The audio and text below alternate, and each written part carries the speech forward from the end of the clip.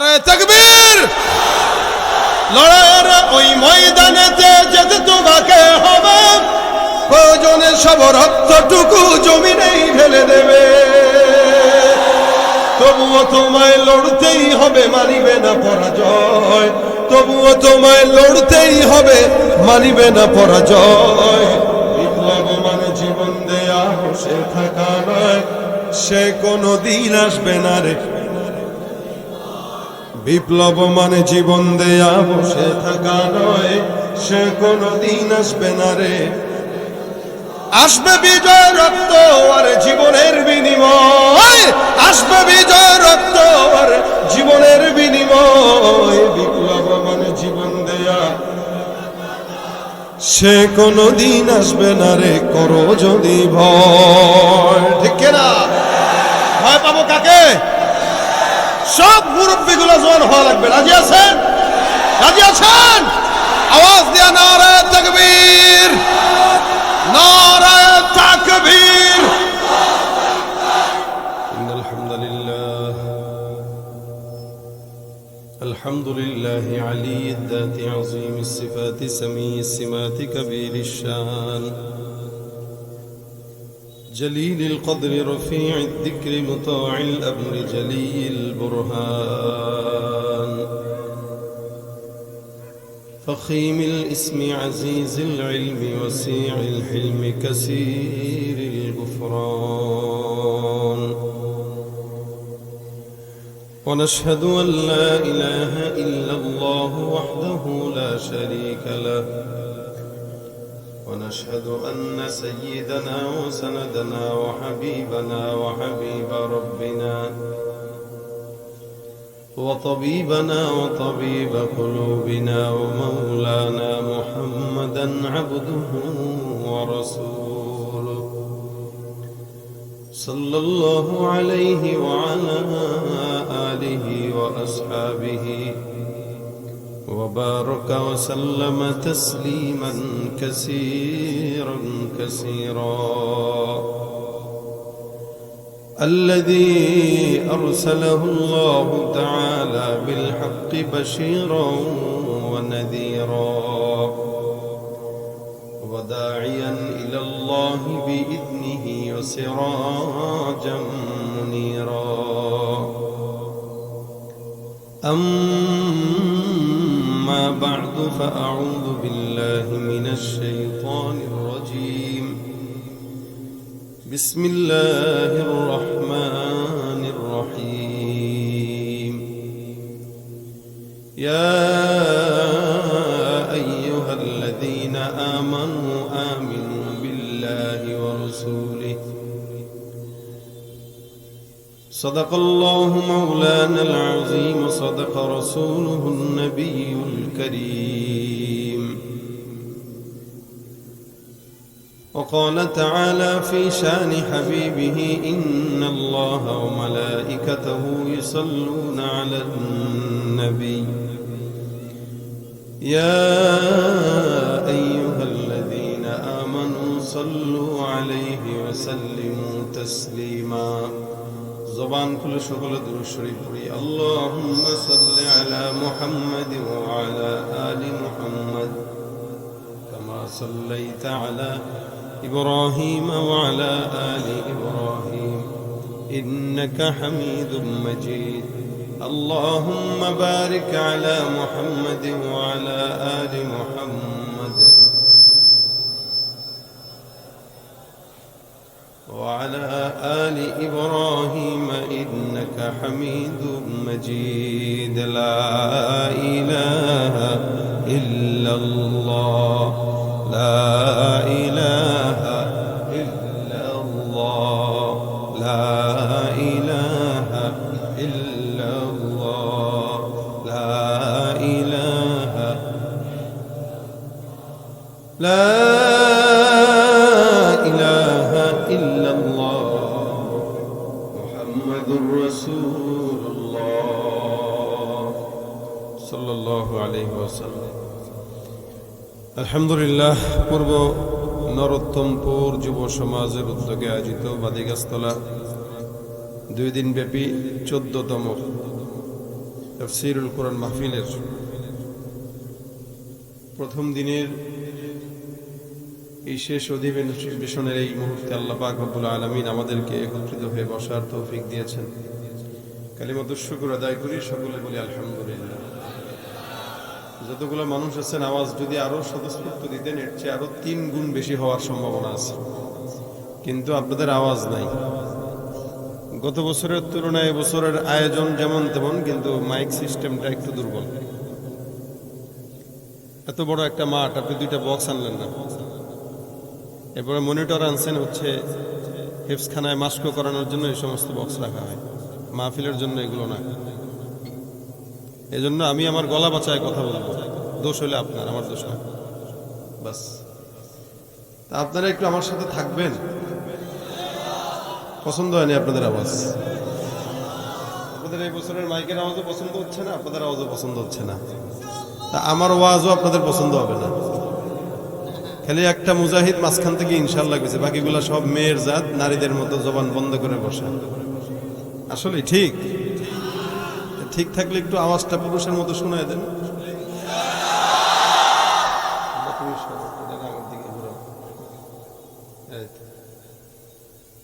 খেলনার বক্স নিয়ে আসছে ভাইজান,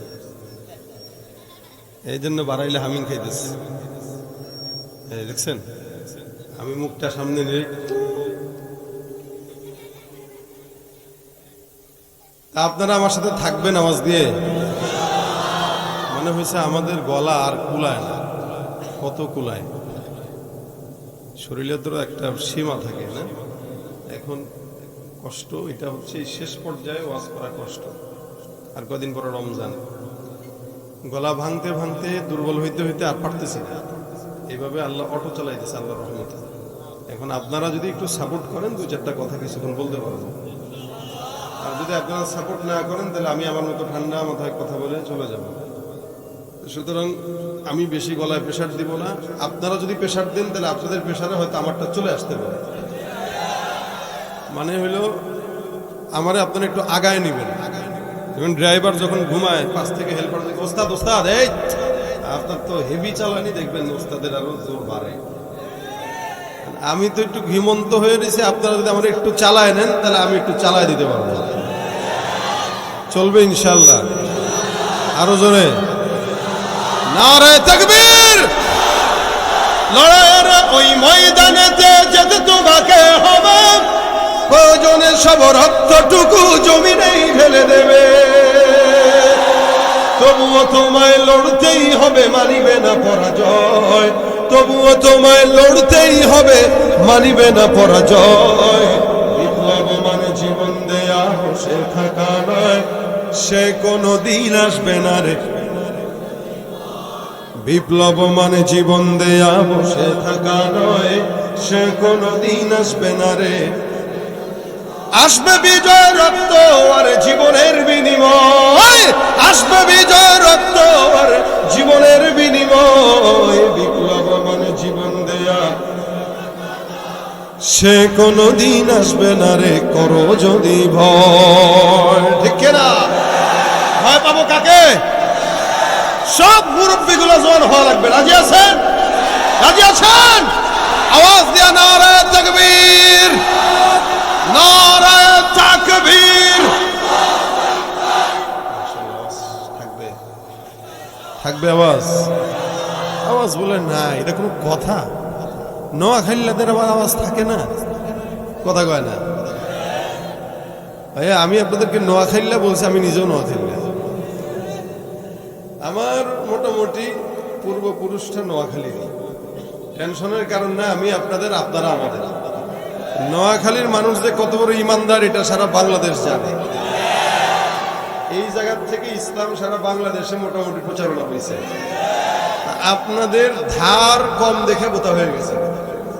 ধার যখন দেওয়া হবে, তখন কিন্তু এক কোবে 10টা গরু শেষ হয়ে যাবে।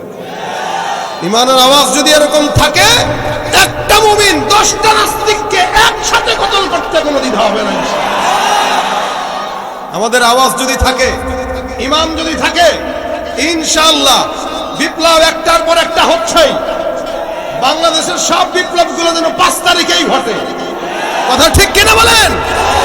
সুতরাং আগামীর বাংলাদেশ যেন কোরআন সুন্নাহর বাংলাদেশ হয়, সেদিকে আমাদের লক্ষ্য রাখা উচিত।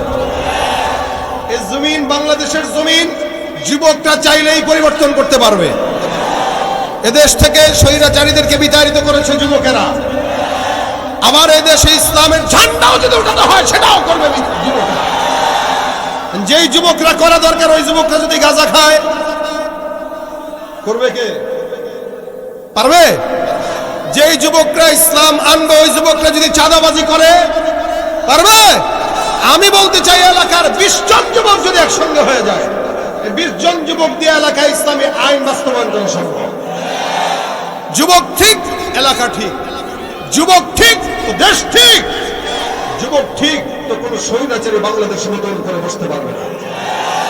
আমরা অনেক দেখেছি 47 থেকে নিয়ে আজ পর্যন্ত একের পর এক দেখছি আমরা শান্তি আমরা পাই নাই, পাওয়ার আশাও করি না ইসলাম ছাড়া কোনোদিন। এক দল আসবে আরেক দল যাবে, যারা আসবে যারা যাবে একই পাখির দুই ডানা। কোনোদিন এরা শান্তি দিতে পারে নাই, পারবেও। এরা যারা আসে যারা যায়, যারা আমাদের পিছনে, যাদের পিছনে আমরা সময় দেই, আমরা তাদের পিছনে সময় দেই, তারা আমাদেরকে 100 টাকার নোট দিয়েই ভুলায় দেয়। কিন্তু 100 টাকার নোট দেওয়ার পরবর্তীতে তারা আমাদের থেকে 1 কোটি টাকা নিয়ে পাচার করে দেয়। জনপদে যদি কোটি কোটি টাকা নেয় তাহলে কত কোটি কোটি কোটি কোটি টাকা এদেশ থেকে তারাই পাচার করেছে। আমাদের বন্ধু সেজে আমাদের কাছে আসে, মূলত এরা আমাদের বন্ধু নয়, এরা আমাদের দুশমন, দেশের দুশমন, স্বাধীনতার দুশমন। ঠিক কিনা বলেন? সুতরাং গত 14-15 বছর 16 বছর যদি এদের গোলামি না করে আল্লাহ আল্লাহ করতাম, প্রত্যেকটা মানুষ বুজুর্গ হয়ে যেত, ওলি হয়ে যেত। কিন্তু এরা আল্লাহর গোলামি বাদ দিয়া বান্দার গোলামি করছে। লাভ হইল কি? সে তার দেশেই রয়ে মার খাচ্ছে আর তার নেতা বিদেশে পালিয়ে চলে গেছে। সুতরাং কোনো ফায়দা আছে? আবার হয়তো কোনো দল আসবে তারও গোলামি করবেন, ফায়দা একই। বিপদে পড়লে সে পালায় যাবে, আপনি দেশে মার খাবেন। কথা ঠিক কিনা? যাদের হাতে যায় ক্ষমতা দেশ যেন বাপের ভিটা, রাখতে চেয়ার শুরু করে বিদেশিদের পাচাটা। যাদের হাতে যায় ক্ষমতা দেশ যেন বাপের ভিটা, রাখতে চেয়ার শুরু করে বিদেশিদের পাচাটা। বিদেশিদের কথা মতো চালায় ওরা নিজের দেশ, বিদেশিদের কথা মতো চালায় ওরা নিজের দেশ। দেখতে দেখতে গঙ্গায় গেল আমার সোনার, শুনছেন এটা একসাথে? দেখতে দেখতে গঙ্গায় গেল, একে একে শেষ করেছি সবার দেখা হইল শেষ। দেখতে দেখতে গঙ্গায় গেল, দেখতে দেখতে গঙ্গায় গেল আমার। কেউ দিল না সবাই নিল, আমরা যে কলুর বলদ, সারা বছর নেয় না খবর, নির্বাচনে খুব দরদ। কেউ দিল না সবাই নিল, আমরা যে কলুর বলদ, সারা বছর নেয় না খবর, নির্বাচনে খুব দরদ। নির্বাচনের আগে নেতা ধরে কত রকম বেশ, নির্বাচনের আগে নেতা ধরে কত রকম বেশ। দেখতে দেখতে গঙ্গায় গেল, দেখতে দেখতে গঙ্গায় গেল আমার সোনার বাংলাদেশ। মুসলমানের দেশটা মোদের আছে খাতা কলমে, দোষের দোষী যে বাজারে শাস্তি পায় যে আলেমে। ওরাই ইসলাম বেচে ক্ষমতাটা পাকাপোক্ত করে বেশ, ইসলাম বেচে ক্ষমতাটা পাকাপোক্ত করে বেশ। দেখতে দেখতে গঙ্গায় গেল আমার সোনার বাংলাদেশ, দেখতে দেখতে গঙ্গায় গেল আমার, দেখতে দেখতে গঙ্গায় গেল। কণ্ঠ তো ভালোই আছে, শেষ পর্যন্ত চলবে, হবে নি? আওয়াজ থাকবে নি? ইনশাআল্লাহ। আল্লাহ কবুল করুন বলে না আমি যেটা বলছিলাম, যুবকদেরকে দ্বারা, যুবকদের দ্বারা এদেশের পরিবর্তন আনা সম্ভব। অনেক সম্ভাবনাময় দেশ এবং আমাদের যুবকরাও বহুত বড় সম্ভাবনাময়, কিন্তু যৌবনের তাড়নায় তারা তাদের ঈমান এবং যৌবন সব নষ্ট করে। সাময়িক সময়ের আনন্দের জন্য সারা জিন্দেগি বরবাদ করে। অবশ্য এখন যুবক হওয়া লাগে না, এখন বাচ্চা থেকেই প্র্যাকটিস শুরু হয়। এখানে 11 বছরের শিশু তার প্রেমিককে নিয়ে ভাগিয়া যায়। আমাদের আবেগের উপরে কি করেছে? শিশু করে দিয়েছে। কথা ঠিক না? আমরা আবেগে শেষ। হারে 11 বছরের মেয়ে বাচ্চা সে হারায় গেল, মা হাসপাতালে, এই হাসপাতাল থেকে হারায় গেল, কিভাবে সম্ভব? ধরা খাওয়ার পরে কয় আমার বাসায় ভালো লাগে না, আমি আমার প্রেমিককে নিয়ে পালিয়ে গেছি। বলেন ফিতনা কত বড় হয়ে আসছে। বাচ্চাকে যে ছোট মনে করবেন, ছোট মনে করার কোনো সুযোগ নাই। 11 বছরে আমাদের আজ থেকে 50 বছর আগে মানুষের একটু দিকে খেয়াল করেন, মুরব্বীদেরকে জিজ্ঞাসা করেন, 50-60 বছর আগেও 11 বছরের বাচ্চারা প্যান কারাকা বুঝতই না, কি ঠিক না? আর এখন 11 বছরের বাচ্চারে বিয়ে দিলে মোটামুটি বাবা আর মা হয়ে যায়। মানে হালতটা এরকম হয়ে গেছে। সব এই বর্তমান জামানার আধুনিকতা আমাদেরকে নোংরামির দিকে ঠেলে দিচ্ছে। ভাইরা আমার, এই কারণে যুবকদের কথা বলবো কি, বাচ্চারাও তো এখন একই অবস্থা। এদেশে ক্লাস 6 এর মেয়েও নিরাপদ নয়। আর কি জামানা আসলো, ছোট ছোট পোলাপান সব এই বুড়ি বুড়িদেরকে ধরে, আর বুড়িগুলো সব ছোটদেরকে ধরে। কিভাবে ফিতনা আসছে? এই জায়গা থেকে বাঁচা অনেক বড় কঠিন একটা মুজাহাদা। এই কারণে নবী করিম সাল্লাল্লাহু আলাইহি সাল্লাম বলেন, আল মুজাহিদু মান জাহাদা লিনাফসি। মুজাহিদ তো সে যে তার নফসের সঙ্গে জিহাদ করতে পারে। সুবহানাল্লাহ, জোরে কর।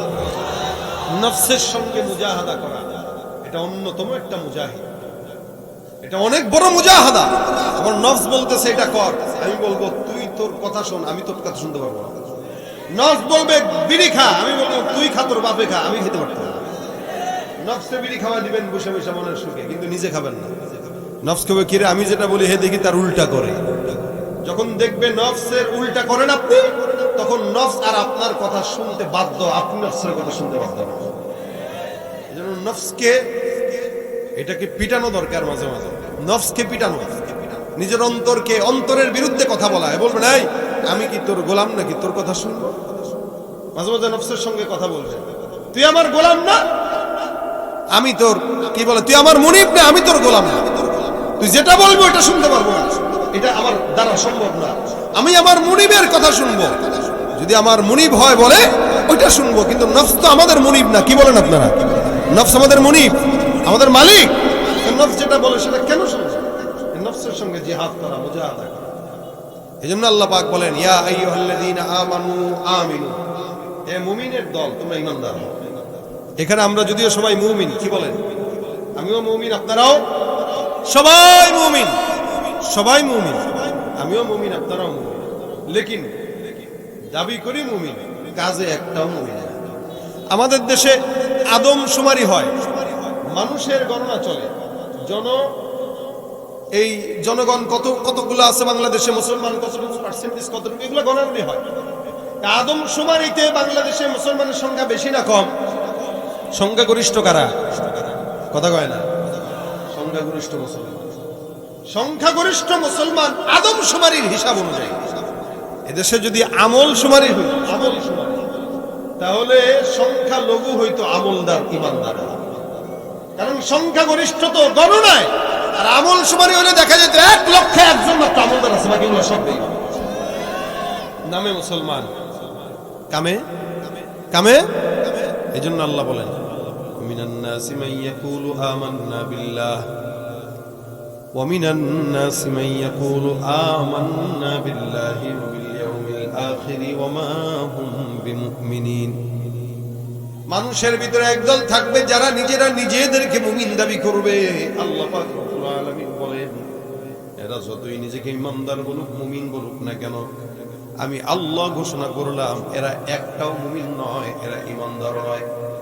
মানুষের সামনে এসে বলবে আমি ইমানদার, ইসলাম আমিও বুঝি, কম বুঝি নাকি মিয়া, 70-80 টাকার তাহাজ্জুদ পড়ি। কথা কয় না, কম বুঝি মিয়া, 70-80 টাকার তাহাজ্জুদ কি বলেন আপনি? ইসলাম আমরাও বুঝি, ঈমান আমিও আনি, আখিরাত আমিও বিশ্বাস করি, কিন্তু আল্লাহ বলেন কি, ওমা হুম বিমুমিনিন, এগুলো একটাও মুমিন না, সব ভণ্ড। চাপাবাজি দিয়ে ইসলাম চলে না। ইসলাম মানার নাম সামি'না ওয়া আতা'না। সামি'না, যেটা শুনবো এটা মানবো। এজন্য আল্লাহ পাক রব্বুল আলামিন বলেন ইয়া আইয়ুহাল্লাযীনা আমানু আমিনু বিল্লাহি ওয়া রাসূলিহি ওয়াল কিতাবিল্লাযী নাযালা আলা রাসূলিহি ওয়াল কিতাবিল্লাযী আনজালা মিন ক্বাবলিক। আল্লাহ পাক রব্বুল আলামিন বলেন বান্দা ঈমানদার তোমরা মুমিন হয়ে যাও। ঈমানদারকে আল্লাহ পাক মুমিন হওয়ার জন্য আদেশ করলেন। ঈমানদার তো এমনি ঈমানদার আছে, আবার কেন মুমিন হওয়ার জন্য বললেন? আমার আল্লাহ পাক রব্বুল আলামিন বান্দাকে বারবার মুমিন হওয়ার জন্য আদেশ দেয়। নবী করিম সাল্লাল্লাহু আলাইহি ওয়াসাল্লাম বলেন আল ঈমান হুয়া কাওলুন ওয়া ফি'লুন ইয়াজিদু ওয়া ইয়ানকুসু। আল্লাহর নবী বলেন ঈমান এমন একটা জিনিস, এটা কওলের মাধ্যমে হয় আর ফি'লের মাধ্যমে হয়।